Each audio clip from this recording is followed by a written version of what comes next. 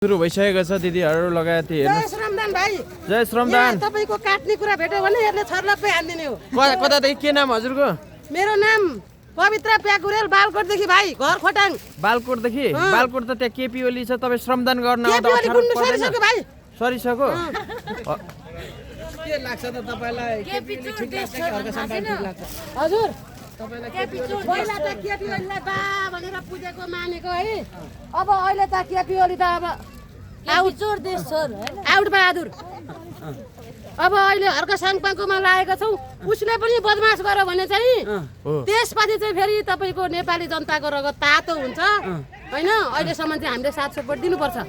के लाग्छ तपाईलाई? हर्क सम्पाङले धोका देला नेपाली जनतालाई? धोका त तपाईको सानोदेखि पलाएको हो, सायद धोका नदेला। माथिबाट खस्यो भने गाह्रो हुन्छ, तलबाट माथि भरेङ लाउनलाई मान्छेलाई सजिलो पर्छ नि हैन। तलैदेखिको छ, राम्रो छ, अहिलेसम्म जे छ गरिराखेको छ। अब हेरौँ ठाउँसम्म पुगेको छैन, ठाउँसम्म पुर्याउने हाम्रो काम हो। यसपाल पुर्याइन्छ त? यसपाल अब पुर्याउन पर्छ।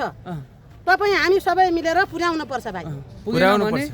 पुगेन भनेदेखि फेरि प्रयास गर्नुपर्छ भाइ, प्रयास गर्नुपर्छ। अहिले 3 जनासँग मिलेन हर्क सम्पाङ एकल काँटे भयो भन्छ नि। 3 जनासँग तपाईँको कसरी मिल्छ त हैन। ऊ भनेको श्रम गरौँ, आर्थिक हाम्रो देशको आर्थिक कमजोर छ।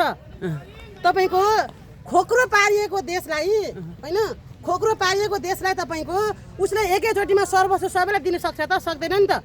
जो सबैको शोषण गर्छ, सामन्ती गर्छ, उसँग मिल्न त सक्दैन नि त हैन। ऊ श्रम गर्छ, श्रमदान गरिरहेको छ। यी हामी पनि झोला बोकेर आएका छौँ यी श्रमदान गर्नको लागि। भर्खर आइपुगेको छ भाइ। अब आज दिनभरि गर्नुहुन्छ? आज गर्नुपर्छ हैन।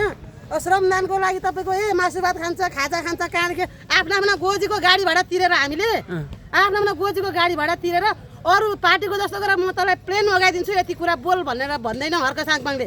हामीले आफ्नो गोजीको पैसा गाडी भाडा तिरेर गोजीमा यहाँ भुटेको मकै ल्याएको छ भाइ खानलाई। यही भुटेको मकै खाने, मकै भुटेर आउनु भयो? हो, भुटेको मकै खाने। बानी साथीभाइ भनेपछि आफ्नो देश बनाउनको लागि आफ्नै घरबाट गाडी भाडा आफ्नै गरेर चाहिँ हामीले साथ दिनुपर्छ। किनकि ऊ पनि नेपालको मान्छे हो नि त, बाहिर देशबाट आएको होइन हैन। नेपालीलाई नि केही गर्छु, नेपाल आमालाई, नेपाल माटोलाई केही गर्छु भन्ने मान्छे हो। कति प्याकुरेल दिदी तपाईँलाई नि हर्क साम्पाङलाई जातिवादी भन्छ के एक थरीले? हजुर। अनि हर्क जातिवादी भन्ने चाहिँ कस्तो बल भन्छ भनेदेखि तपाईँको उसले तपाईँको एउटा तपाईँको किराँत भइकन उसले तपाईँको जनजाति हेरेर मात्रै अगाडि राखेको हुन्थ्यो भने ऊ जातिवादी हुन्छ। उसले श्रमदान गर्नको लागि, श्रम गर्नको लागि, उसको पार्टीमा आबद्ध हुनको लागि उसले जसलाई पनि उसले आह्वान गरेको छ।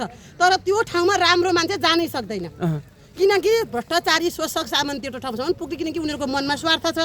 स्वार्थी हुने मान्छेहरूले श्रमदान गर्नै सक्दैन भाइ, गर्नै सक्दैन। तपाईँको आफ्नो गोजीको पैसा ल्याएर कोही गाडीबाट तिरेर यहाँ फोहोर उठाउन आउँछ भनेपछि त्यस्तो छ। देशको लागि आउनुभयो? देशको लागि, माटोको लागि, हर्क साङपाङको लागि मात्रै होइन भाइ, माटोको लागि। हाम्रो छोराछोरीको हाम्रो त आधा उमेर बितेर गइसक्यो भाइ होइन। हाम्रो छोराछोरी, हाम्रो सन्तानको लागि भोलि अलिकति बाँच्यो भने छोराछोरीले आफ्नो देश भन्न पाउँछन्। भनेपछि हर्क साङपाङले गर्दै गरेको काम देशको लागि भनेर बुझ्नुभयो? एकदम देशको लागि हो, आफ्नो लागि, उसको स्वार्थको लागि हुन्छ। उसले आफ्नो घर बढाएर थियो, हजुर। अर्काको यो तपाईँको दुनियाँ चौरी बढाएर आउँथ्यो।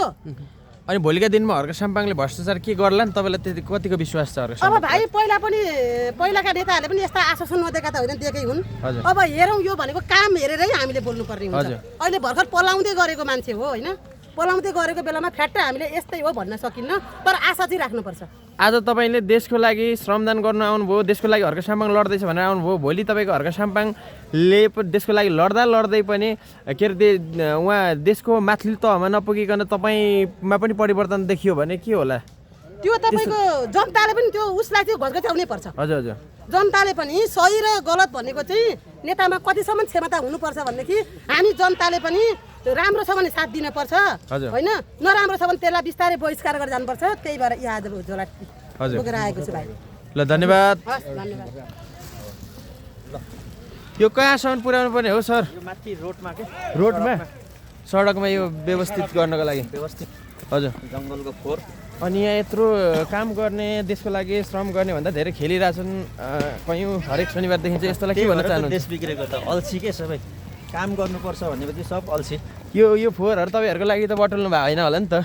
यो हाम्रो लागि भए त घर लगिहाल्थ्यो नि हो देशको लागि हो तर खेल्नको साटो एकछिन यहाँनिर सहयोग गर्नु आयो त गर्दैन क्या गर्दैन। नेपाली यति अल्छे छ नि हजुर यति अल्छे छ नि हजुर कसम यहाँ अरबौँ पैसा थुपार्दैन देश बन्दैन क्या यसरी त हजुर मेहनतै छैन क्या नेपालीको हजुर त्यो छ तपाईँहरूले त निजी घरको काम गरे यस्तै यस्तो हातमा अटी नटी यत्रो यत्रो बोराहरू फोहोरहरू व्यवस्थित गरिराख्नु भएको छ हो नि खोइ त अब आफ्नो घरको काम बरु छोडेर हजुर हामी यता लागेका छौँ र बुझ्दैन बुझ्नु पऱ्यो अब जनताले बुझ्नु पऱ्यो हो नि किनकि अब तपाईँहरूले अटी नअटी यसरी बोक्दाखेरि अहिले खेलिराखेको साथीहरूले बुझेको थियो भने कति सहज हुन्थ्यो होइन खेल्छ बरु गाली गर्छन् तर हजुर। काम गरौँ भन्ने चेतनै छैन क्या नेपालीमा हजुर त्यो चेतना चाहिँ विदेशमा पुगेकोहरूलाई मात्रै थाहा छ जसले 24 घन्टा काम गर्छ आएर भात आफै पकाएर खानुपर्छ नि हजुर हजुर सर उहाँहरूलाई मात्रै थाहा छ कि यो व्यथा चाहिँ उहाँहरू पनि विदेश है यस्तै पारा भने विदेश जानु बाध्यता हुनुपर्छ भोलि अनि गएर भोग्ने